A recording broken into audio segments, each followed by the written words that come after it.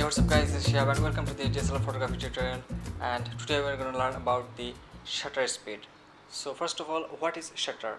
Shutter is like a gate in front of the sensor, and when you press the shutter button to take a picture, the shutter gate opens and the light hits the sensor and then closes down. So if you want to know what happens when you click the shutter button to take a picture and how shutter mechanism works, here is a video you can watch in slow-mo.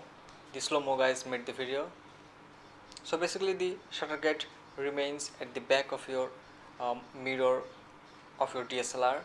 So when you press the shutter button first, the mirror flips up, then the shutter gate opens, then light hits the sensor and then shutter gate closed. Now in previous class we learned about the aperture, so a number with f-stop, so f1.8, 1.4 and so on. Now you will see another number beside the aperture or f-stop number, which is the shutter speed. So you generally see shutter speed like 1/100th of a second or 1/160th of a second. What this number actually means? So it means the amount of the time that shutter will remain open. 1/100th of a second means the shutter will remain open for 1/100th of a second. It's a really tiny fraction of time. Now you can change the shutter speed to make it slower, like full 1 second or full 2 second, 5 second, 10 second, 15 second or 30 second. If you take a 15-second photo, the camera will record the image with 15-second time. So for 15 seconds the shutter gate will remain open and the light will continue hitting the sensor. So when and why we need different kinds of shutter speed, right? Basically for two factors. Number one, to control the light, and number two, to control the motion. So first of all, if you open and close the shutter speed with very fast time, like if 1/100th of a second, like bam, opens up, light hits the sensor and close, very small amount of time, the less light will enter and hit the sensor. In the same way, if you open the shutter and keep it for 5 seconds, 1, 2, 3, 4, 5, the more and more light will enter and hit the sensor. So to control the light, how much light you need for a particular scene, I'll get to that more in later. And then the motion. So a fast shutter speed freezes the motion, like a fast moving car or fast moving bike or any fast subject, it will freeze the motion.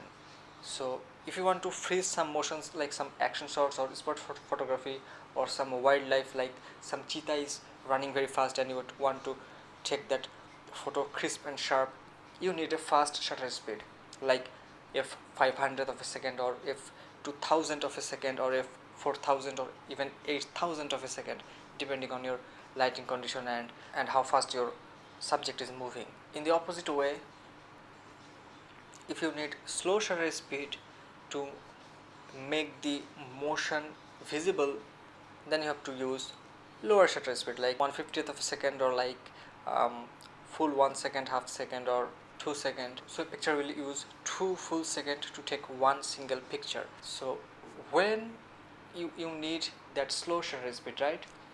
You see some light trail photography. So those photographs are taken with long exposure photography or long shutter duration photography, or a slow shutter speed like full 5 seconds, 10 seconds, 15 seconds.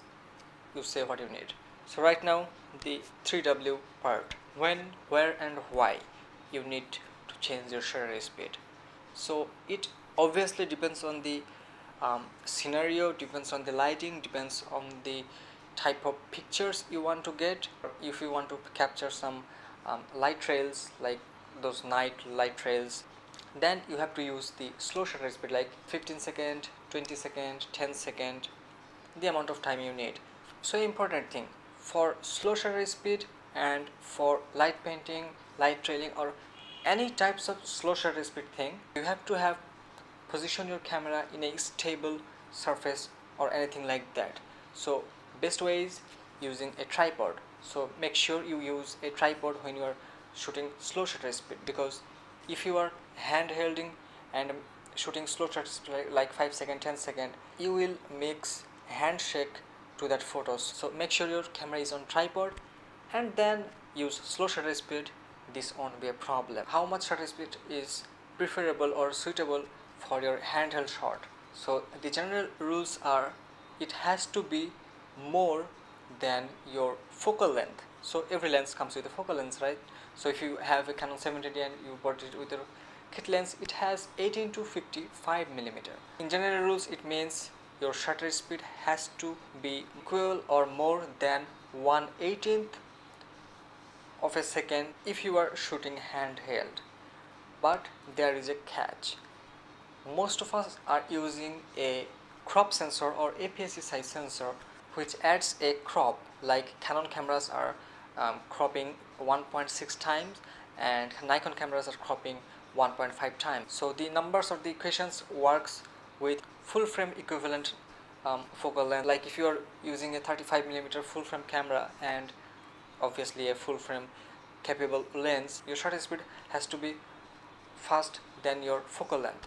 So if you're shooting with a 200mm lens, your shutter speed has to be 1/200th of a second or more than 1/200th of a second, 1/400, 1/500, 1/600, anything. Then you will not introduce blur, handheld blur to your picture.